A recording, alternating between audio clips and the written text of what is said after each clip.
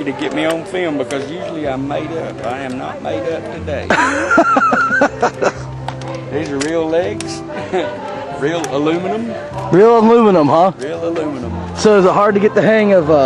Not at all. It's hard to get in breaking a fall. Oh no. We'll try to avoid those. Big time. I've avoided it for 27 years. Well, keep going. I am. I hope. Oh, I hope.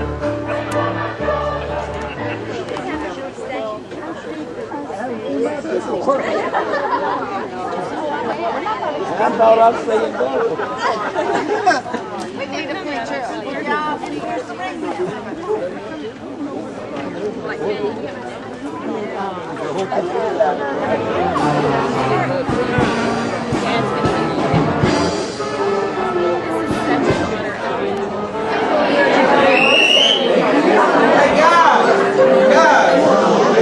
Guys, I want to welcome y'all tonight. Now, I'm not as old as the mayor in the movie. Daniel Wallace told me that the mayor that he wrote about was young like me, so, but I want to welcome Daniel Wallace to Prattville. We are about to process downstairs to the town of Spector, and you can take your shoes off if you would like, and Walter Kennedy says you can throw them on that chandelier right there and that'll be fine. So, welcome to the Big Fish.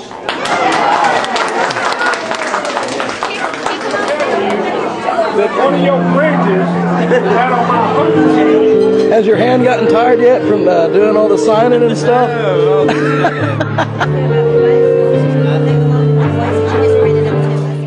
It's helpful to have Georgine at my house every day, so when I wake up in the morning, I can feel good about myself for the rest of the day.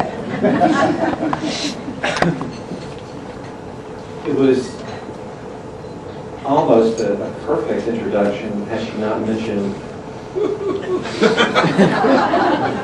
tragic loss of the North Carolina basketball team. I still don't understand why they didn't get the ball inside. That's where they were scoring the whole game. Last 5 minutes, they tried to hit a bunch of threes, and they weren't going in. Just give me 1 second. This is also the first talk I've ever given without my shoes on.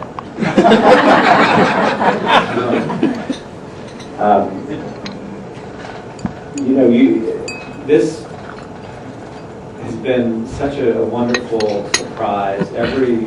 Everything about tonight. I honestly had no idea that, for instance, you would be here. I'm disappointed that the tall man didn't come, but I guess his editors the thing. And this room is so beautiful. It's wonderful to be back here, where, for me, everything started, where my imagination really lives. I think that there are always people to thank. There are always too many people to thank. But I do think that I'd like us to give a big round of applause for Dee Henry. She's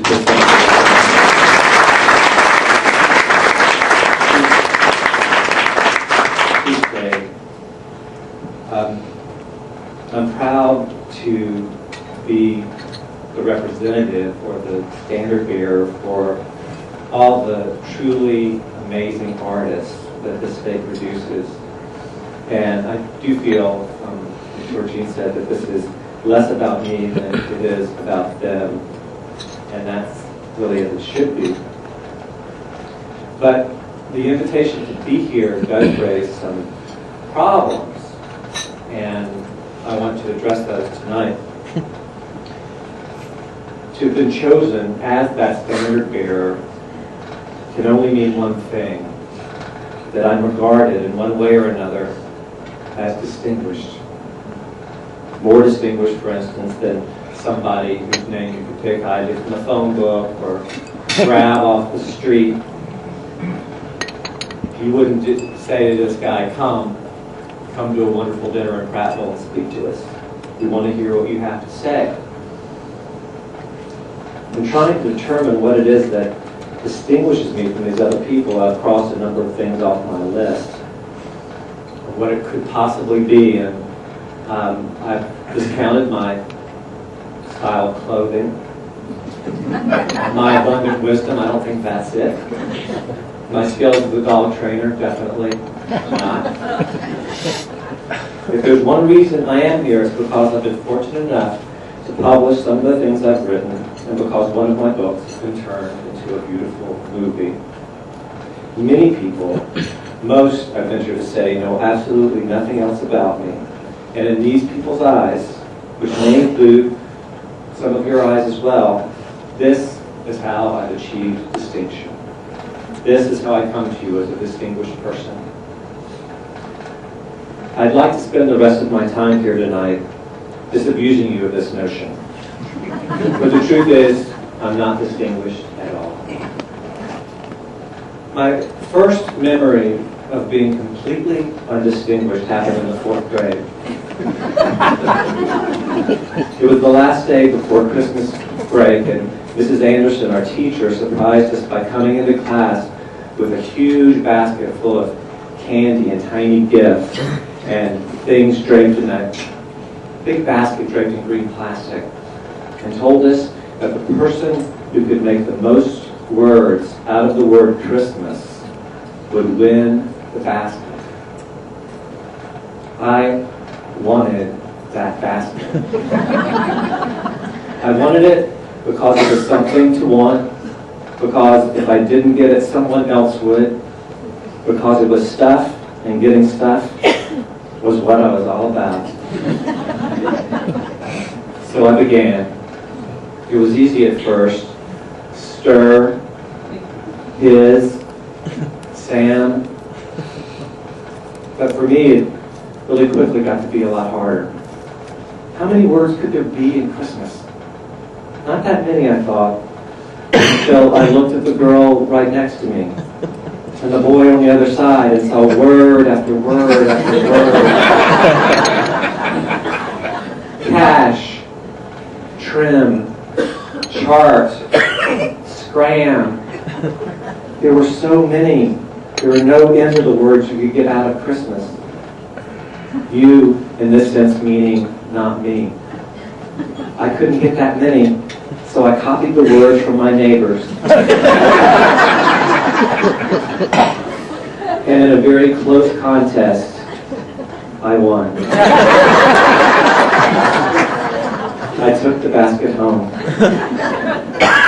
I'd like to tell you that my guilt made all the candy taste bad. But it didn't. I enjoyed the whole thing. My grandparents, as you know, owned a restaurant in Coleman, Alabama. And one day they let me take a turn at the register. It was pretty simple because it seemed like most people just got coffee. Back then it cost 50 cents. I'd take their money, give them their change, close the register, chew gum, chiclets, and wait for the next customer. Every time the drawer opened, though, I got to look at all that money. There was a lot of it, lots of dollars, but lots of quarters and nickels and dimes as well. Almost too many dollars and quarters and nickels and dimes to count. And certainly too many to miss. The next time I opened the drawer, I slipped a quarter out of it and put it in my pocket. Just one quarter, isn't that much? So, I got another one the next time. And then two more, which made it $1. And I continued to do that for the rest of the day. At the end of the day, my grandfather had a deposit to make down at the bank, and he asked me to come with him. And I did. But as we began walking down the street, I heard, and more importantly, he heard a very audible jingle. It happened when I moved my right leg. More than a jingle, really, it was like something out of a horror movie.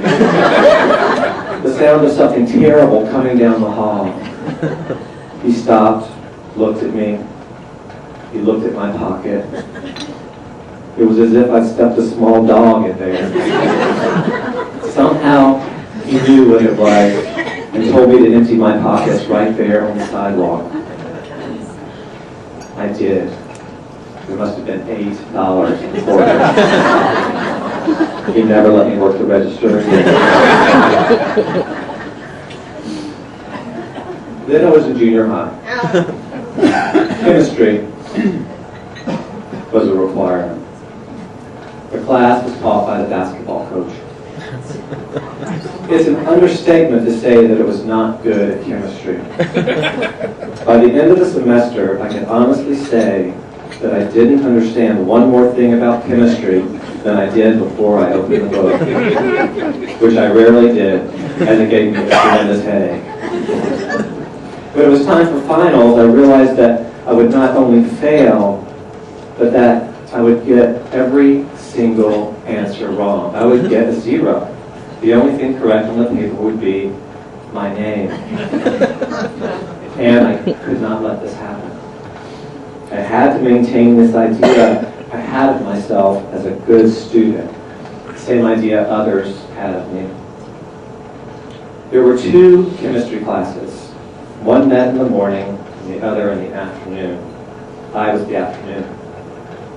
I realized that I could get the answers from the first test before I took the second. I could insert them in an hat. And this is what I did. I got the answers and over the course of an hour wrote them in, missing one on purpose to make it seem more plausible. The next day, the teacher asked me into his office and told me I'd gotten almost every answer on the test correct. But unfortunately, it was for the wrong test.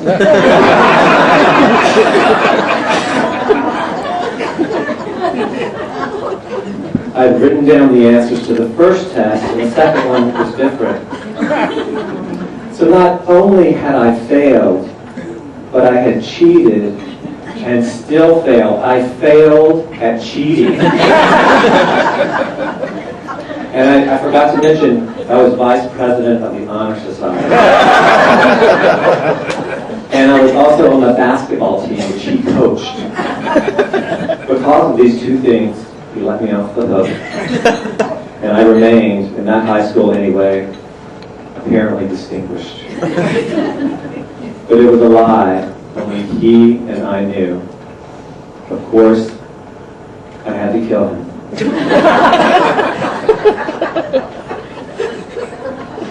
My first stories were amazingly poorly written.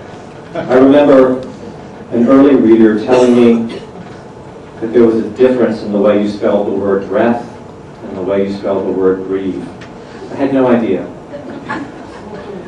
To support myself, I applied for a professional proofreading job, and they sent the application back to me with my spelling and grammar mistakes circled. My first 5 novels, almost 2,000 pages of material, I'd like to think of now as practice for the novels to come. I loved them all at the time while I was writing them, much as a drunk man thinks he's funny. Only later, sober, did I realize how bad they were. I had many other people around to tell me this. Editors, agents, friends, my father. Many years ago, Mademoiselle magazine had a prestigious fiction contest which I entered. Because it's a women's magazine, I changed my name. Instead of Daniel Wallace, I became Danielle Wallace. They still didn't accept the story. This is how low I was willing to go to get published. And jealousy? No, I'm no stranger to jealousy. I was writing for 8 years when my older sister, who was a very successful lawyer in Washington, D.C., called me and told me that she was going to be a writer too. Inside, I laughed because I knew how hard it was, how almost impossible it was to get published. I've been writing for 8 years and had nothing done. Now she was going to start, she was much older than I was. What did she think she was going to be writing until she was 1,000 before it happened? So anyway, but I said, you know, go for it. That's great. Congratulations. 2 years later, she calls me and says, guess what? You're publishing my novel. Me, meanwhile, still completely unpublished. There's a saying that says, when a friend succeeds, a little part of me dies. When a sister succeeds, a huge part of me completely withers out. I could, of course, go on. I could go on for longer than I'd like and tell stories even worse than these. But I think that's enough. I lie, I cheat, I steal. Which does not so much make me distinguished, but really more like everybody else. Like anyone. Somebody you could get from the telephone book. In conclusion, what I would like to say is, be wary of people who present themselves as distinguished, especially those who present themselves or pretend to be more distinguished than you. Just as famous people don't think of themselves as famous, it's us, the unfamous, who think of them that way. Being distinguished exists outside of ourselves and is solely in the eyes of others. I think this is true because we know ourselves better than anyone else and are with ourselves 24 hours a day through the good and the bad and the awful, and we know us to be who we are. No one sees us exactly as we see ourselves. No one experiences the depraved depths of pettiness we're capable of descending to, if only in our thoughts. No one, at least not many people, I hope, are with us in the bathroom. People, for good reason, like to keep their failures secret. So the result is that the only part we get to see are their wonderful and glorious successes. Because of this, and because you are so completely aware of your own personal shortcomings, not only do they try to pass themselves off as better, but they begin to believe it themselves. This is deadly for a writer. A writer has to believe that he, out of all the beautiful and sorry souls out there, is the worst. Otherwise, the distance between him and what he hopes to write about, which boils down, inevitably, to our shortcomings, becomes too great. The words he writes will be full of nothing, no matter how grand they sound.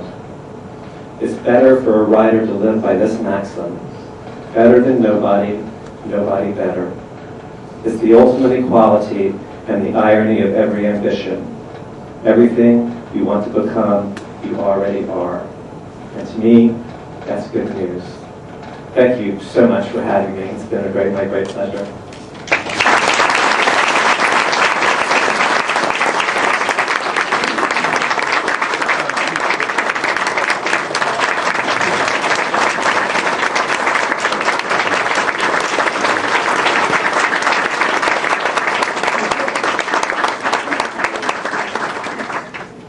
Thank you, Dan. I like your socks.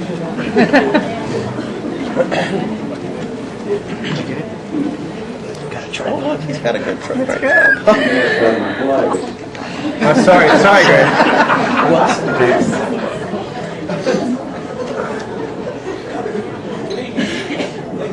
Back, I'm sorry, I didn't introduce you. After you stole the podium from me, I got a little confused. Our state representative, Mac Hickman, his lovely wife, Mary Lee. I'm sorry. Anyone that tries to steal the podium, you know I get a little bit. Daniel, thanks so much for being with us in Fuel State up here with me. Oh, really? I believe that Mayor Byard has a special presentation for you. Do I have to put my shoes on? No. Everybody else has their shoes on. Thank you, I'll take mine off. Two mayors and a few could-be mayors. What his comments were. I want to, before I present a proclamation to Daniel Wallace, I want the members of our city council to stand. Some of them, they were all introduced, but they did not stand. Guys, please stand. These gentlemen, Willie and Tom Miller, and that,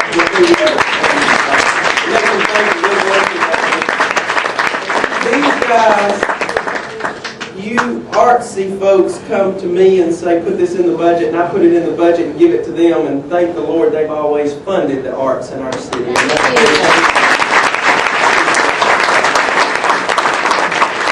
I want Joyce Smith to stand. I don't know if this, I'm scriptless. They didn't give me a script, so I'm running.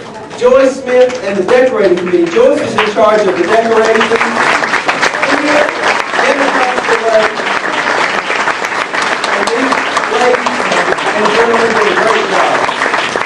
And we have the two, Marlene and Linda, and then Adrian Bramlett, and I'm sorry that Tone the Clown, the stilt walker's not here, but we've got some of our local actors and actresses here. So I'm so excited that you guys joined us this evening. I could not speak behind a podium with Charlie Lucas and Catherine Tucker Wyndham in the audience. I'm going to tell you something. Those two make me very nervous. I can listen. They're very scary people. No. Very scary. No. They are welcome in our community any day, any time. Those are some great folks, and we are glad that you guys drove over this evening.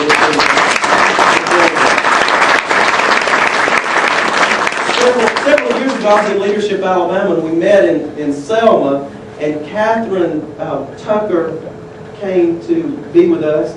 And she gave all of us, and I was just a little old mayor. There were a lot more distinguished people in that group than me. She gave us combs, and we had to play the combs. We had the Chief Justice of the Supreme Court, all these fine folks, and we were up there playing the combs. I wish y'all could have seen that. It was great. Okay, let me get to what I'm doing. Playing a hairbrush. Some talent.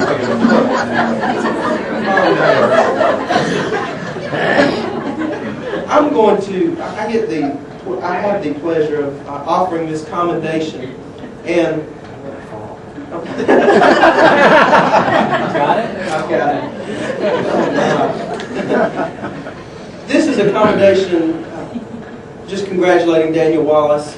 I'm not going to read this because, do you want me to read it? No. I'm not going to read it. It says he was born in whenever it was, Mountain Brook, Alabama. Attendance at Emory University, University of North Carolina, Chapel Hill, Now, therefore, I, Joe Byer Jr., do hereby commend and congratulate Daniel Wallace for his perseverance and tenacity he showed to attain literary success, and for allowing our local Chevrolet dealership to have his ad broadcast all over the world.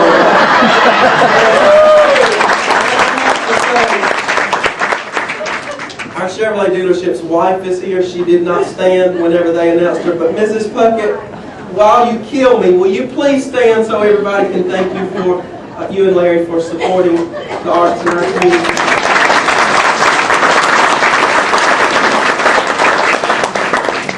I will say big time for that. We do thank you for coming to Prattville, and we thank you for giving a little bit of yourself and the stories. Means a lot, and I appreciate you being with us, and I appreciate your openness, and I appreciate you coming to this evening. Thank you so much. Thank you for being with us, and I want to give this commendation to you. I think they're going to take a picture. Yeah. I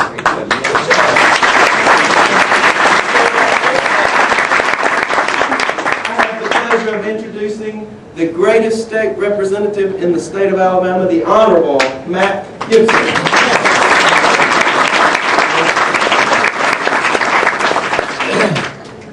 I'm kind of embarrassed. Obviously, the state budget is a lot more.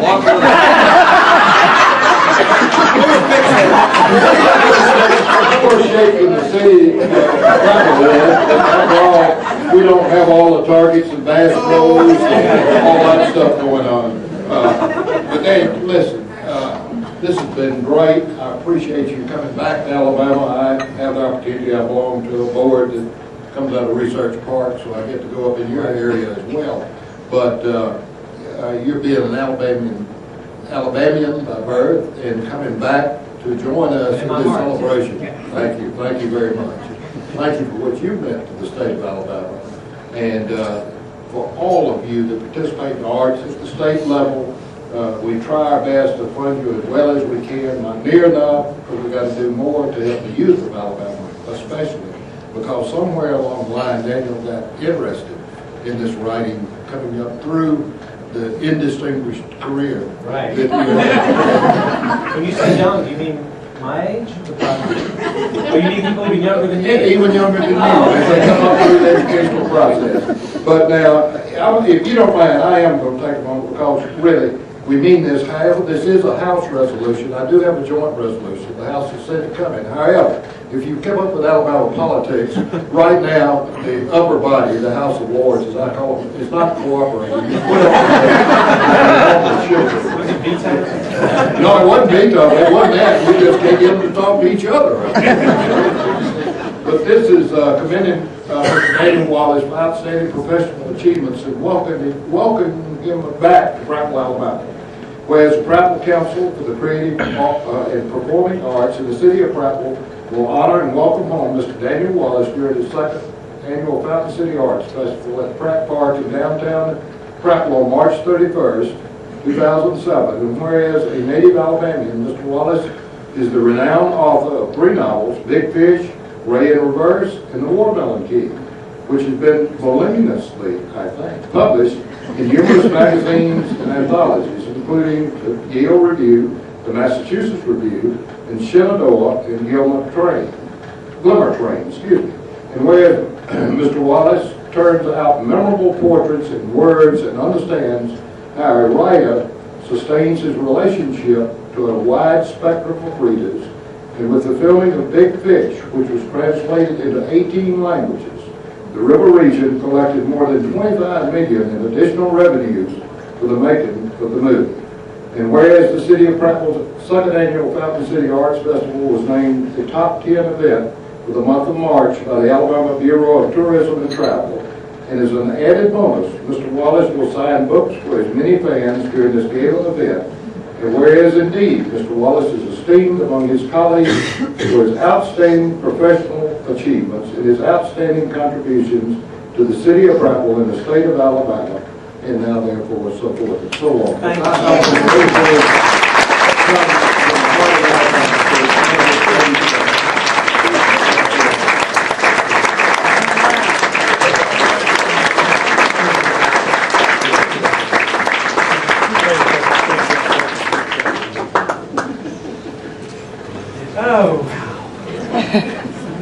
Guys, before Mayor Price gets back up here, I want to introduce Janice Clardy Massa and her husband John. Y'all stand up. They have a little piece of heaven right across the interstate, and that's where the Big Fish, a large portion, was filmed. And I was able to tour it recently. I don't think they give tours, so don't call them. Don't show up out there because Janice carries a pistol.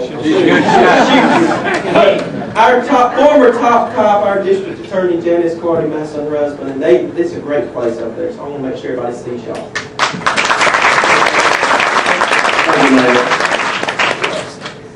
I would also like to, no,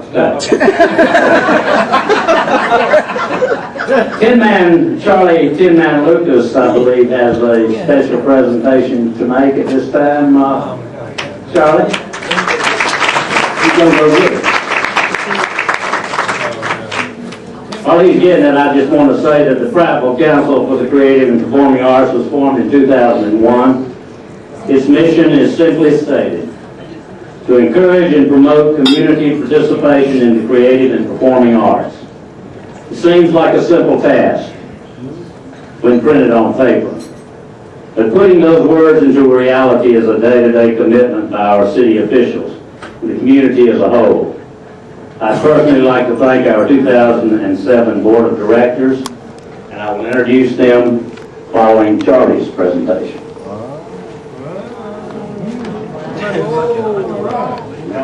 Not looking.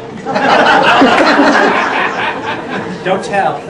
Well, I would like to say good evening to my family. I would like to give unto God because He's the head of my life. And through all of the conversation I've learned, I ain't gonna pull my shoes off. But I just want everyone to know that he is not as pretty as Jessica Lange, because when they were filming the movie, she drove me around for a whole day. And Where did she drive you to? I'm not going to tell you these things. And I told her, I said, just dry me till I sweat. And she put the air conditioning on. You're good. You're good. I'm not going to go no further with that right there. But anyway, through all of the stories I've heard of Big Fish, I think I got the first part of it in a way that to meet Jessica Lange and to have her drive me around, the people looked at me a little strange. I was sitting in the front and I was having so much fun. They thought he was taking me to a place to have me put away. And I looked at them, I said, y'all don't even know who this person is. They're like, Charlie, what are you doing in the car with? I said, just ride till I sweat. So all of that have made my life a lot stronger into to tell the world that what I do it strictly for my heart, and I know you right from, do you drink? You don't drink it right, so I know. Okay, I will keep that secret. But all of this have let my life get a lot freer to show the world that a man can come from scratch and from zero also, and do something so great in the world that when you see it again, it probably was in your life anyway. But I have struggled with my life, and I listen to the way he described things, and I think we both have walked down the same road. And I'm not going to talk very long, because I got a hot date waiting on me. And my neighbor, Miss Captain, I call her girl all the time, have been a bright light in my life, and I want to make sure everyone knows that's the lady that wakes up in the morning, open her curtain up, and that way I don't have to get the jumper cable out and go over and jump start her off. But she knows what the rule is, and if I'm not out of the house around about 11 o'clock, she'll get on the phone and call me. She said, is you all right? And I'm trying to put myself together. I mean, I'm finding cards that I didn't even know what I had. So she said, I said, I'm all right. She said, well, okay, I hadn't seen you. But that's a good relationship that your neighbor will call you. Most of them, they'll shoot at you. But all of this have opened my heart up. Travel have been a strong support of my artwork. I have had many friends, and by the way, I'm having a book coming out, and me and her son is putting it together in Chip Cooper. And you think Big Fish was something, you look at the story I'm going to tell. I mean, I'm digging up old I ain't got sitting, I'm hoping she got some gold teeth so I can take them out. But all of this have made me understand that if you do something from your heart, people will get to notice it. And I was thinking about him coming up from Selma, and I told Miss Captain, I said, I want to do a fish, but I hadn't got the story of it. And she said, well, you just keep riding around, you'll find it. I found a lot of other stuff in the process of that, but I got up there and I said, now this is what I want. And so I did this piece, grab hold to this is you.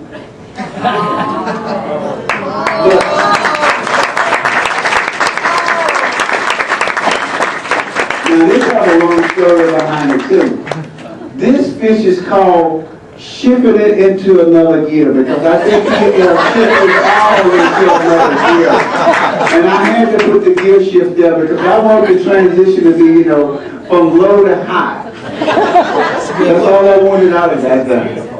But my heart was for him through all of the things I've heard about him, what Jessica Lange said about it, which I hope she never published none of the stuff she said. But all of this tell me that it is love in this house, and it is love in Prattville. I think the mayor, even if he is, say they some of my kids here, but the guy can move around, he can walk the street, he's not old, and I like that. I don't want to set him off, but I want him to make this town grow. I want him to make sure that when I come down through Prattville, I can say, this is where it all started. And this is where I go out at too. Thank y'all so much.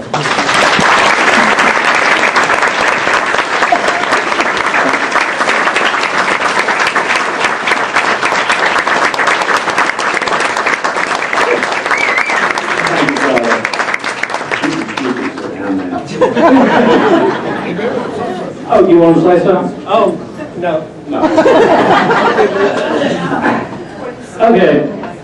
I would like to introduce our Arts Board right now. If you would hold your applause, Adrian Bramblett, Vice President. Hey, y'all stand up. Jim will get up here and make you. Linda Ramsey, Secretary. There she is in the back. Judy Lewis, Treasurer.